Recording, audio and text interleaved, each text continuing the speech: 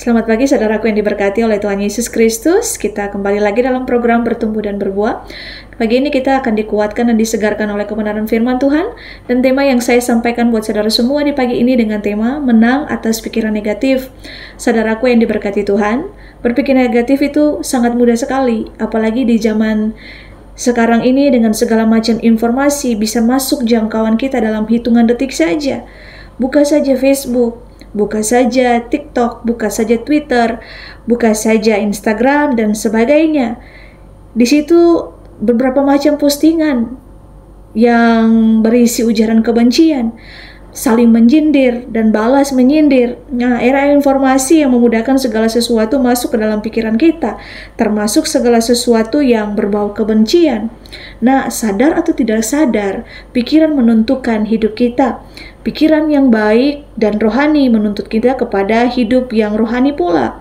Sebaliknya, pikiran negatif yang jahat, penuh dengan dosa, akan menuntut kita kepada hidup yang penuh dosa. Dan kita akan tersesat dan terhilang. Nah, pikiran kita adalah medan pertempuran antara Tuhan dan iblis. Nah, sepanjang hari, kita akan terus disodori pilihan, benar atau salah, baik atau buruk, kudus atau dosa. Dalam Galatia 6, ayatnya yang ke-7 menandaskan bahwa di situ dikatakan jangan sesat. Allah tidak membiarkan dirinya dipermainkan. Karena apa yang ditabur orang, itu juga yang dituainya. Pikiran kita tidak netral. Ia akan mengikuti apa yang ditaburkan di dalamnya. Nah, jangan heran jika kita susah berpikir baik, jika sepanjang hari kita menabur kejahatan dalam pikiran kita. Analoginya sederhana, saudara. Contoh, saya menabur biji mangga di belakang rumah saya. Dalam waktu 4-5 tahun, pasti pohon mangga yang tumbuh di sana.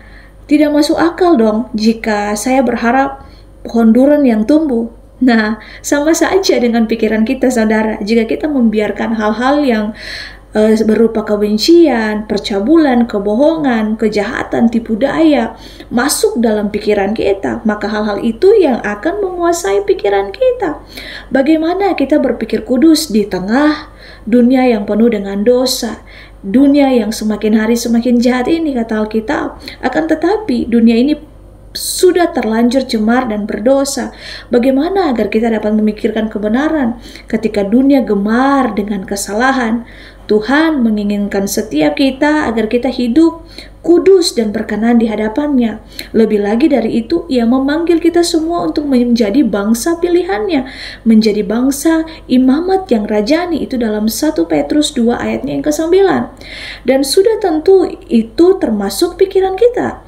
Akan tetapi, kita pun tahu bahwa hidup kudus itu tidaklah gampang. Yesus sendiri berkata bahwa pintu menuju kebinasaan begitu besar, sedangkan pintu menuju kehidupan yang kekal itu sesak dan sempit. Belum lagi kalau sudah bicara memikul salib dan menyangkal diri. Nah, begitu besarnya pertentangan antara kebenaran dan dosa. Bahkan Rasul Paulus sendiri pun sampai berkata, "Aku manusia celaka, siapakah yang dapat melepaskan aku dari tubuh maut ini?" Itu dalam Roma pasalnya yang ke-6. Sebelumnya, Rasul Paulus sendiri berkata bahwa ia menjadi tawanan hukum dosa untuk menggambarkan betapa beratnya perjuangan untuk hidup dalam kekudusan. Itulah kenyataan dunia penuh dengan dosa. Bahkan daging kita pun selalu ingin berbuat dosa. Sementara kita harus berusaha melawan dosa. Kedua hal tersebut. Nah, saudara, dosa adalah monster yang mengerikan. Karena itu kita harus membencinya, kita harus melihatnya. Tetapi karena kita sudah terlalu kenal dengan wujudnya, kita melawan dia, kemudian kita mengasihani dia. Mengasihani itu dosa dan memeluknya. Betapa mudah kita tidak lagi mengenali dosa sebagai dosa hanya karena masalah waktu. Nah, tidak mengherankan saudara, karena dosa akan selalu mengintai kita dan mengejar kita sampai kita kembali kepada Tuhan. Lantas kembali lagi ke soal pikiran, saudara. Bagaimana mungkin kita menjaga pikiran dan pikiran kita dari pikiran-pikiran negatif, menjaganya tetap kudus dan murni ketika iblis dan daging menyerang kita setiap hari? Bagaimana kita tetap kudus dalam pikiran kita yang selalu kita dihantui dengan postingan-postingan yang ada di Facebook, WhatsApp, yang ada di TikTok dan sebagainya. Bagaimana tetap kita menjaga pikiran kita tetap bersih di hadapan Tuhan?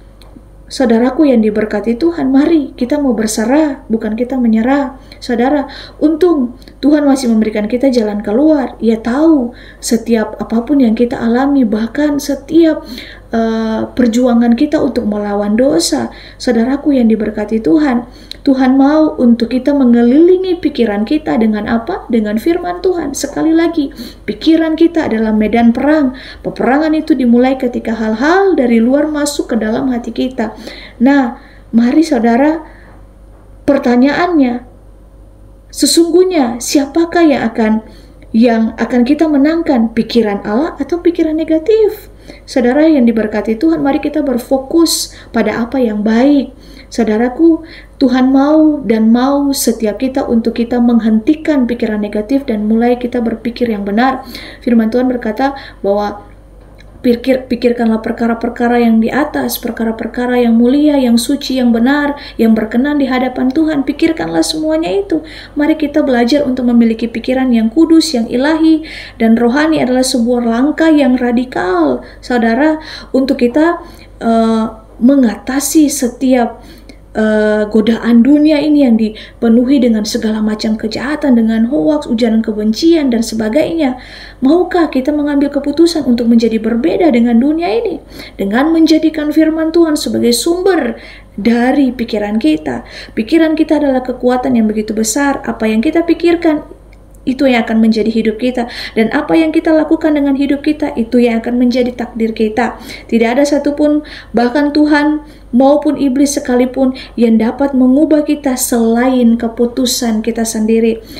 Mari kita memutuskan untuk memikirkan apa yang berkenan di hadapan Tuhan, yang menjadi kesenangannya Tuhan, dan biarlah firman Tuhan di pagi ini meneguhkan, bahkan menuntun setiap kita untuk mari sama-sama kita mau hidup berkenan di hadapan Tuhan dengan menjaga pikiran kita dan tetap hidup benar di hadapan Tuhan. Tuhan Yesus memberkati setiap kita. Immanuel.